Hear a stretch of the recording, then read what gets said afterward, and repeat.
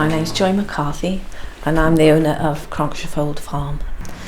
Now the farm is a small traditional hill farm and we run it in a traditional manner with low overhead sustainable farming, which now is suddenly very fashionable.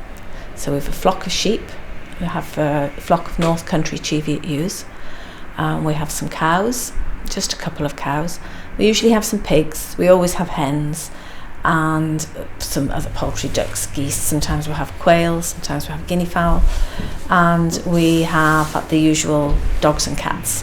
My first 10 years working were in the East End of London teaching children, and my mother-in-law at that time was living in the countryside and a member of the WI, and so we used to take children, a brother and a sister, each of the infant teachers. We took a brother and a sister on the tube and the train up to Peterborough, just north of Peterborough, and a member of the WI would take a teacher and a brother and a sister, or two brothers, siblings, a little group, and they'd each have them be their hosts for a weekend.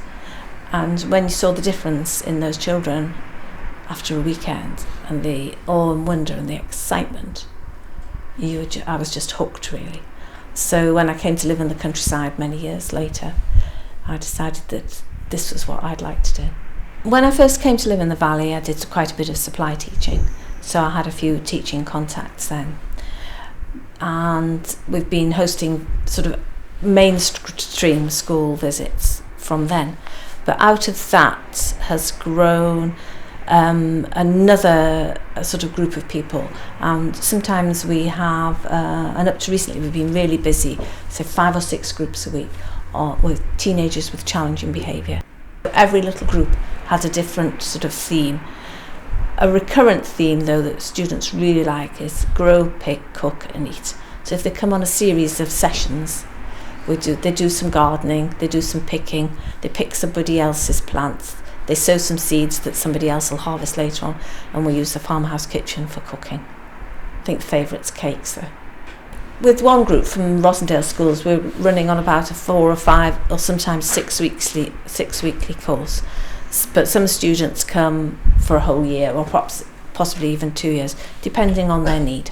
One of the things that we would really like to do, and in fact I'm going on a one-day conference and a course on this, is adventurous activities for children outside. The year before last we were lucky enough to get grassroots funding, and we had adventurous activity days for unaccompanied children, and they did outdoor, well, what I would have called just playing out when I was a girl.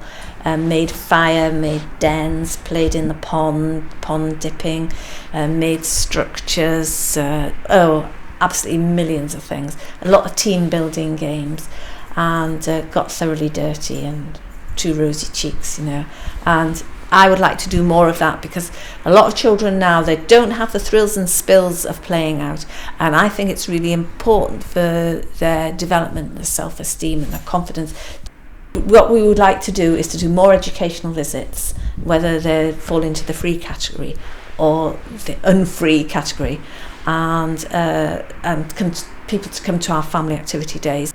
What Natural England have done is they pay me, and then the school just has to find the cost for the transport. So we can offer free educational visits, which is what I've done to quite a lot of schools, well, all the schools in Rossendale, although only 2 or 3 have really picked up the baton and are really making the most of the opportunities that are available.